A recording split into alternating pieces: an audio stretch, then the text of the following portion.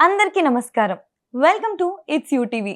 ప్రస్తుతం మనతో పాటు ఉన్నారు హరిత ధార్మిక సేవా సంస్థ వ్యవస్థాపకులు బ్రహ్మశ్రీ సూర్యకిరణ్ శర్మ మల్లాది గారు. గురుగారితో మాట్లాడి మరిన్ని మంచి విషయాలు తెలుసుకునే ప్రయత్నం చేద్దాం. అంతకంటే ముందు ఇటువంటి ఆధ్యాత్మికపరమైన వీడియోస్ కోసం ఇప్పుడే మన ఛానల్ ని సబ్స్క్రైబ్ చేసుకోండి. నమస్కారం గురుగారు. శ్రీరామరక్ష. గురుగారు, మనకి 15వ తారీఖు జూలై 15వ తారీఖు అమ్మవారిది వారాహి అమ్మవారి గుప్త నవరాత్రులు ప్రారంభమవుతున్నాయి కదా. అసలు ఈ అమ్మవారి నవరాత్రులు ఎందుకింత ప్రత్యేకమైనవి, వీటి విశిష్టత ఏంటి? అంతేకాకుండా గుప్త నవరాత్రులు అంటున్నారు, ఎందుకని ఇలా పిలుస్తున్నారు? మంచి ప్రశ్న. సహజంగా అమ్మవారికి 4 నవరాత్రులు వస్తాయి. మొట్టమొదటిది ఉగాదితో ప్రారంభమయ్యేటువంటి వసంత నవరాత్రులు. అప్పుడు శ్రీరామనవమి ఉత్సవాలు చేస్తాం మనం. అది అందులో మనం అమ్మవారిని లలితా మహాత్రిపుర సుందరీదేవిగా కొలుస్తాం. రెండవది ఆషాఢ మాసంలో వచ్చేటువంటి వారాహి నవరాత్రులు. మూడవది శరత్కాలంలో వచ్చేటువంటి ఆశ్వయుజ మాసంలో వచ్చే శరన్నవరాత్రులు. వాటిలోనే దసరా అంటూ మనం చేసుకుంటాం. నాలుగవది మాఘమాసంలో వచ్చేటువంటి శ్యామలా నవరాత్రులు, వాటిని కూడా గుప్త నవరాత్రులు అంటారు. మంత్రశాస్త్రాన్ని చాలా జాగ్రత్తగా గమనిస్తే గుప్తము అనేటువంటి మాట ఎప్పుడు వాడతారు అంటే అది బయటకు తెలియకూడదు అనుకున్నప్పుడు వాడతారు. గుప్తము అంటే సీక్రెట్ కైండ్లో. అందుకనే మంత్రం కూడా మనకి మంత్రశాస్త్రంలో ఒక మంత్రం ఉంటుంది, గుహ్యాతి గుహ్య గోప్తృత్వం గృహాణాస్పర్కృతం జపం అని ఒక మంత్రం ఉంటుంది. అంటే ఏ మంత్రం అయినా సరే అనుష్ఠానం చేసేటప్పుడు రహస్యంగా చెయ్యాలి. అందులోనూ కొన్ని మంత్రముల యందు బీజాక్షరములు కనపడతాయి, అమ్మవారి ఆకారాలు కనపడవు. ఇప్పుడు నేను ఆంజనేయ స్వామి వారి గుడికి వెళ్ళాను. ప్రారంభ దశలో అంటే సాధన ప్రారంభించేటప్పుడు ఓం నమో శ్రీ ఆంజనేయాయ నమః అంటాం. అది కొంచెం ముందుకు వెళ్ళి పూజ దాకా మారిందనుకోండి, మనోజవం మారుతతుల్య వేగం జితేంద్రియం బుద్ధిమతాం వరిష్టం వాతాత్మజం వానరయుధ ముఖ్యం శ్రీరామదూతం శిరసా నమామి అంటాం. కొంచెం పెరిగింది. ఇంకొంచెం పెరిగినప్పుడు నేను ఆంజనేయాయ నమః, మహావీరాయ నమః, హనుమతే నమః, మారుతాత్మజాయ నమః అని అష్టోత్తరం చదువుతాను ఆయనకి. ఇలా పూజ అనే స్థాయి దాటి ఉపాసనలోకి వెళ్ళేటప్పుడు ఆ మంత్రముల యందు రూపము కాక అక్షరము యొక్క సంపుటి ఉంటుంది. ఆ అక్షరముల యొక్క సంపుటి ఏం చేస్తుంది అంటే ఆ స్వరూపములో ఉన్న మాహాత్మ్యాన్ని ప్రకృతిలో నుంచి తీసుకువచ్చి మీకు అందిస్తుంది. దాన్ని ఉపాసన అంటాం. ఇప్పుడు నేను మనోజవం మారుతతుల్య వేగం అని ఎలాగైతే చదివానో ఆ మంత్రాలు అలా చదవకూడదు, వాటిని రహస్యంగా పాటించాలి. అది ఈ రహస్యము ఎందుకు అన్న దాని యొక్క విలువ తెలియనటువంటి కొంతమంది కుహనా మేధావులు బయటకు వచ్చి మైకులు పట్టుకుని ఇది చెయ్యండి అది చెయ్యండి దానివల్ల ఇది వస్తుంది అది వస్తుందని వాళ్ళకు ఉన్నటువంటి తెలివితేటలన్నీ ప్రదర్శిస్తున్నారు. ఒక ఎగ్జాంపుల్ చెప్తాను మీకు. హాస్పిటల్లో ఒక పేషెంట్ అడ్మిట్ అయ్యాడు. ఓకే, అతనికి ఏదో ఒక అనారోగ్యం కలిగింది. అందుకు గాను అక్కడ ఉన్నటువంటి డాక్టర్ అతనికి ఒక టాబ్లెట్ ఇచ్చాడు. ఒక 4-5 రోజులు వాడిన తర్వాత అతని రోగం నయమైంది. ఇప్పుడు అతనికి రోగం ఆ టాబ్లెట్ వల్ల నయమయ్యింది కాబట్టి రేపొద్దున్న ఆ సదరు ప్రబుద్ధుడు బయటికి వచ్చి ప్రతి ఒక్కరికి ఆ టాబ్లెట్ వేసుకోమని చెప్పాడు అనుకోండి, లేనిపోని రోగాలు వస్తాయి. అవునా? ఒకటి నీకు పనిచేసింది అంటే దైవానుగ్రహం. అది ఎందుకు పనిచేసింది? గురువు అనుగ్రహంతో, అమ్మ అనుగ్రహంతో పనిచేసింది. దాన్ని నువ్వేం చెయ్యాలి? నువ్వు సాధన చేసుకోవాలి. వాళ్ళకి ఏదైనా కష్టం కలిగితే వాళ్ళని నడిపించడానికి గురువులు వస్తారు. లేదా నువ్వు ఏ గురువు ద్వారా అయితే ఉద్ధరింపబడ్డావో వాళ్ళ దగ్గరికి పంపించాలి. కావని నడి రోడ్డు మీద మైకులు పెట్టుకుని కూర్చుని నోటికి ఏది వస్తే అది మాట్లాడకూడదు. నన్ను కొంతమంది ఇప్పుడు మనం యూట్యూబ్లో ఒక ఇంటర్వ్యూ చేస్తున్నాం, నేను చెప్తున్న మాటలు మీరు వింటున్నారు కదా అని నాకు ఏది తోస్తే అది మాట్లాడకూడదు. ఏది ప్రమాణపూర్వకమో అదే మాట్లాడాలి. కాబట్టి ఈ ప్రబుద్ధులందరూ ఏం చేస్తున్నారంటే అతి ముఖ్యమైనటువంటి అతి రహస్యమైనటువంటి కొన్ని విషయాలని లోకానికి తెలియజేస్తే తన యొక్క ఉనికి నిలబడుతుంది కదా అనేటువంటి ఒక అపోహలో మైకులు పట్టుకుని మంత్రాలు చదువుతున్నారు. తప్పు. అసలు మీ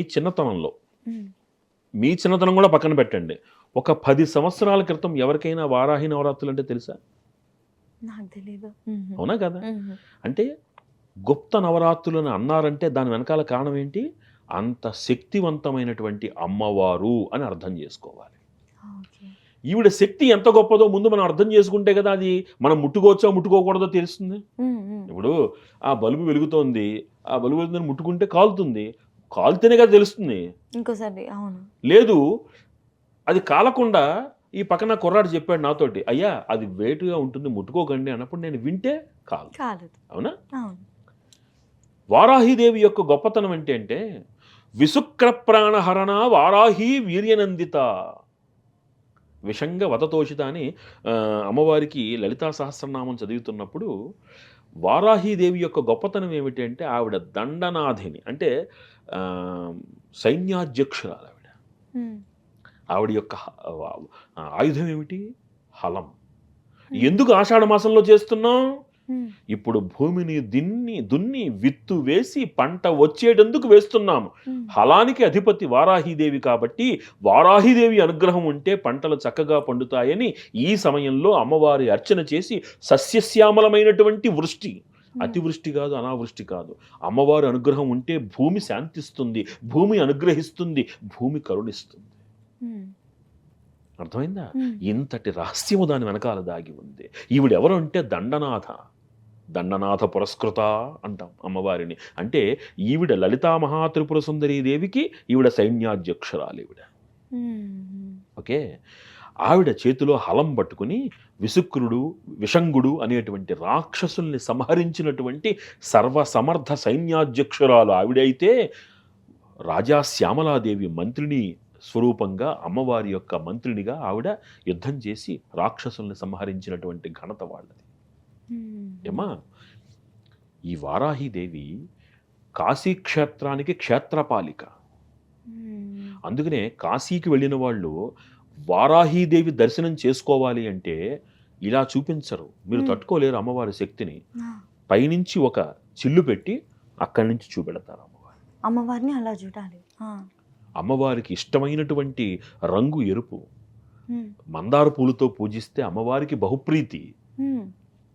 అమ్మవారి అనుగ్రహం కలిగితే ఏ శత్రువు మనల్ని బాధించకుండా అమ్మ వెనకాలుండి కాపాడుతుంది. ఇంత శక్తివంతురాలు కదా అని అమ్మవారిని ఎవరు పడితే వాళ్ళు స్మరించకూడదు. ఉపదేశం ఉండాలి, గురువాజ్ఞ ఉండాలి, ఇన్ని జాగ్రత్తలు తీసుకోవాలి. మరి దానికి ప్రత్యామ్నాయం ఏమిటండి? లలితా సహస్రం ఉందిగా మనకి అమ్మవారు. అది చదువుకోవచ్చు. లలిత ఇప్పుడు లలితా మహాత్రిపుర సుందరీ దేవి మహారాణి, అవునా? ఆ మహారాణికి సైన్యాధ్యక్షురాలు వారాహీదేవి, మంత్రి రాజా శ్యామలాదేవి. మనం రాజునే కొలిస్తే కోరిక జరగకుండా ఉంటుందా? మినిస్టర్ ఎందుకు, మనకి చీఫ్ మినిస్టర్ చాలు కదా. ఆవిడ మహానుభావురాలు. ఆవిడ చక్కగా లలిత లాలిత్య. మనము గృహస్థాశ్రమంలో ఉన్నప్పుడు కొన్ని మనకి కూడదు అన్నప్పుడు కొన్ని చెయ్యకూడదు. అంతేకాక వార్తాళి దివా నాస్మరేత్ అని శాస్త్రం. వారాహి మంత్రాన్ని పగటిపూట జపించరాదు, ఆ శక్తి మీరు తట్టుకోలేరు. అందుకని రాత్రిపూట దానిని అనుష్ఠానము చెయ్యాలి. కాబట్టి గుప్త నవరాత్రులు అన్నారు 9 రోజులు. అమ్మవారి రూపానికి ధ్యానం చేయడం అవేమీ ఉండవు ఆ సమయంలో. కేవలము మంత్రానుష్ఠానంతో యోగంలో అమ్మవారిని దర్శించాలి. అర్ధరాత్రి పూట అనుష్ఠానం చేయాలి. ఇవన్నీ కూడా ఒక గృహస్థు చెయ్యకూడదు కాబట్టి వాళ్ళని దూరం పెట్టారు. గుప్త నవరాత్రులు, వారాహి నవరాత్రులు నేను ఇంట్లో ఫోటో పెట్టుకుని చేస్తానంటే కుదరదు, చేయకూడదు. అర్థమవుతుందా? ఇప్పుడు ఒక చిన్న ఎగ్జాంపుల్ చెప్తాను మీకు.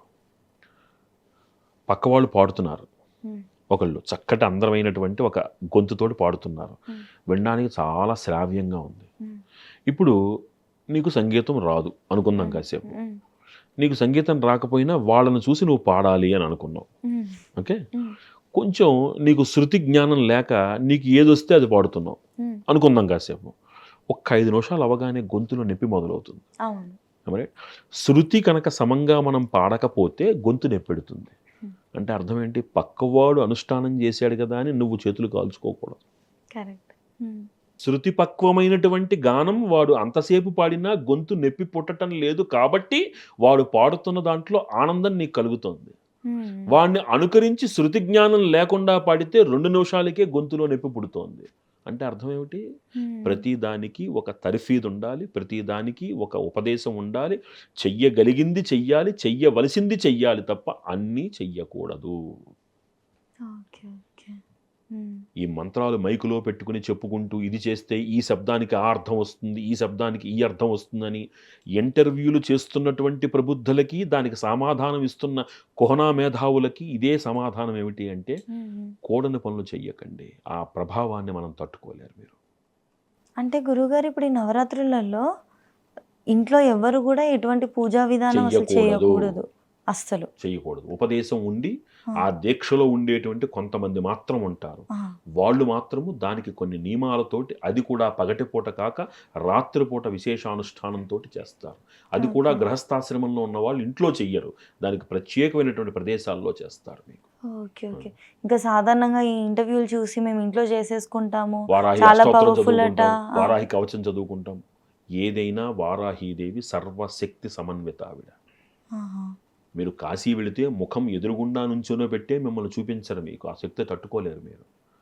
అలాంటి అమ్మవారిని మనం దగ్గరికి తీసుకోవడం కంటే ఆ అమ్మవారికి అధిదేవత అయినటువంటి లలితా మహాత్రిపుర సుందరీ దేవిని కొలుచుకుంటే అమ్మ లాలిత్యంతో మనల్ని హక్కును చేర్చుకుని మనకి ఏది కావాలంటే అది ఇస్తుంది.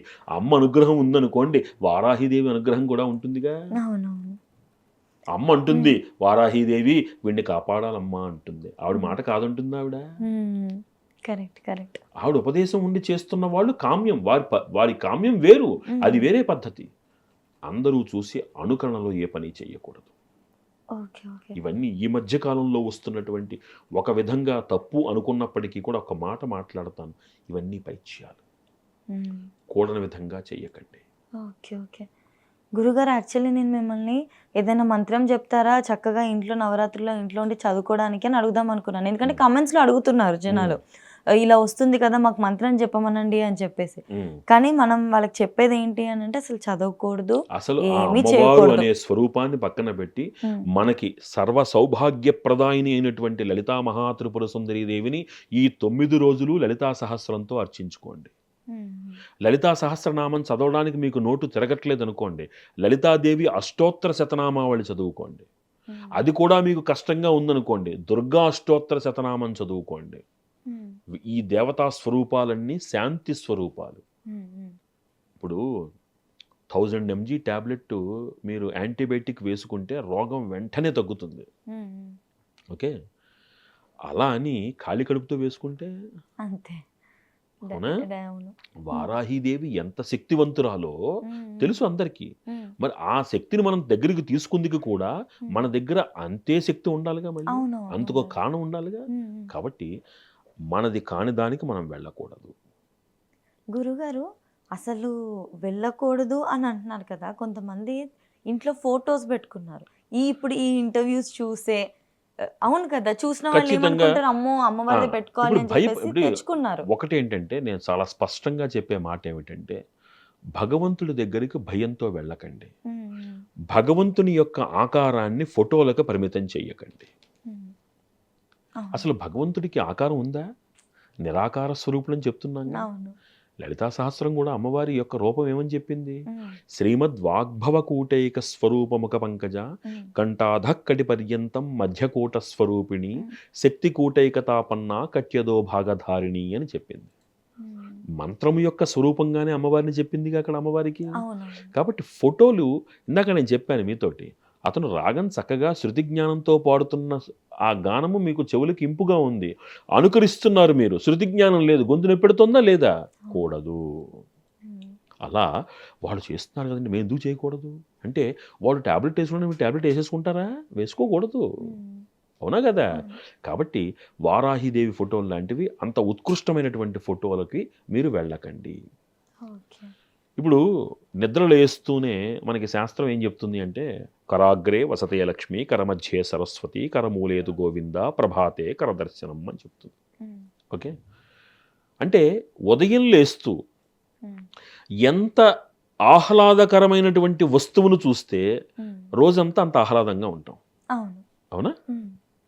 మరి ఆ ఉగ్రస్వరూపాన్ని చూస్తున్నారు అనుకోండి, మీ మనసు ఎలా ఉంటుంది? అవునా? కాబట్టి నిర్మలమైనటువంటివి మాత్రమే ఇంట్లో ఉండాలి. ఇక విశిష్టమైనటువంటి స్వరూపాలను పెట్టుకునే ఉపాసకులు ఉన్నారు.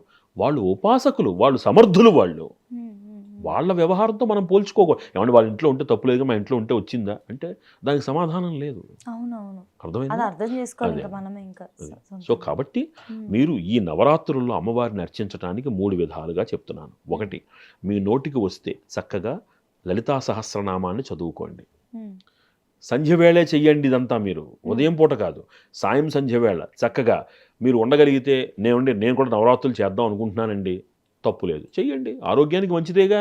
కాస్త మధ్యాహ్నం పలహారం తినండి, భోజనం చేయకండి. ఓకే. ఓకే. సాయంకాలం పూట చక్కగా సంధ్యవేళ దీపం పెట్టండి, స్నానం చేయండి, దీపం పెట్టండి, అమ్మవారికి లలితా సహస్రం చదువుకోండి, అంత దద్దోజనం నివేదన పెట్టండి. ఏమ్మా?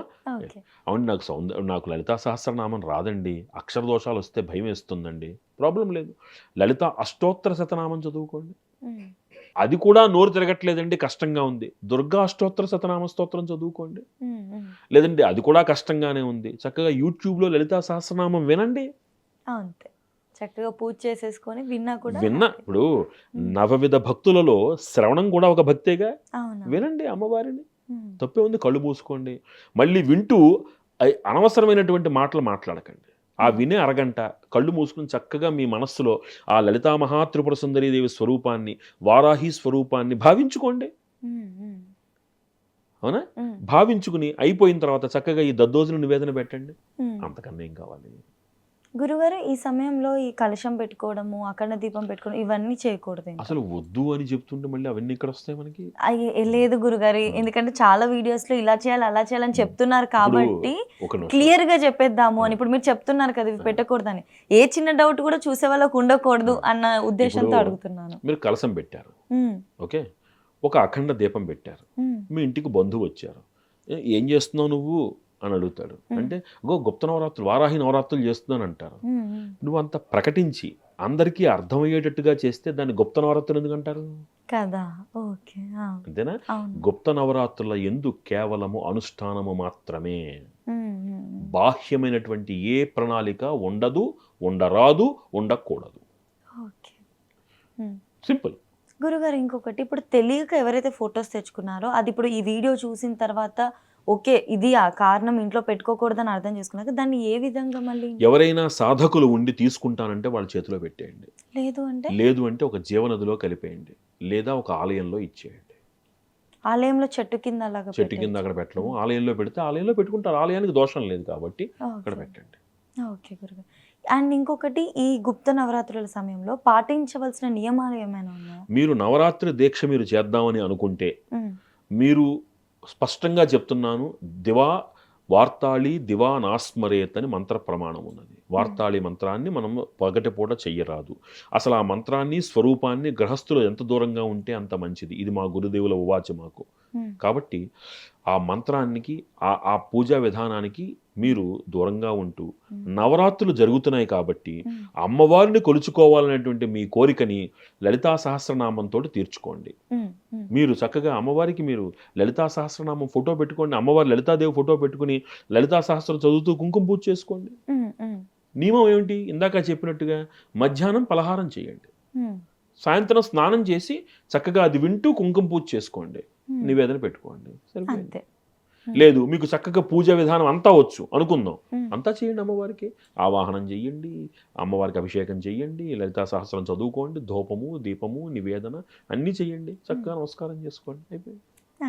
సాయంత్రం పూట చేస్తే ఈ సమయంలో విశేషమైనటువంటి బలం కలుగుతుంది మనకి. ఖచ్చితంగా గురుగారు, చక్కగా అందరూ కూడా మీరు చెప్పిన జాగ్రత్తలు ఏవైతే ఉన్నాయో అవి మరీ ముఖ్యంగా వాళ్ళు తెలుసుకొని, తెలిసిన వాళ్ళు ఎవరైతే తెలియక పూజలు చేస్తున్నారో వాళ్ళకి తెలియజేస్తే అందరికీ మంచి జరుగుతుంది. ఎందుకంటే కొన్నిటిని మన వాళ్ళు దూరంగా ఉండండి అని చెప్పారు అంటే వాటిని గౌరవించి కారణాలు నవరాత్రులు అండంలో ఆంతర్యం అది. నేను కలసం పెట్టి ఒక అఖండ దీపం పెట్టి అమ్మవారికి పెద్ద ఘనంగా పూజ చేస్తే గుప్తం ఎందుకు అయింది అప్పుడు? కదా, పేరులోనే ఉంది, ఏం చేయకూడదు. సో గుప్త నవరాత్రుల యందు అనుష్ఠాన ప్రాధాన్యమే తప్ప బాహ్య పూజ కాదు అని అర్థం చేసుకోవాలి. ఖచ్చితంగా గురుగారు, చాలా మంచి విషయాన్ని తెలియజేశారు. ధన్యవాదాలు గురుగారు. శ్రీరామరక్ష.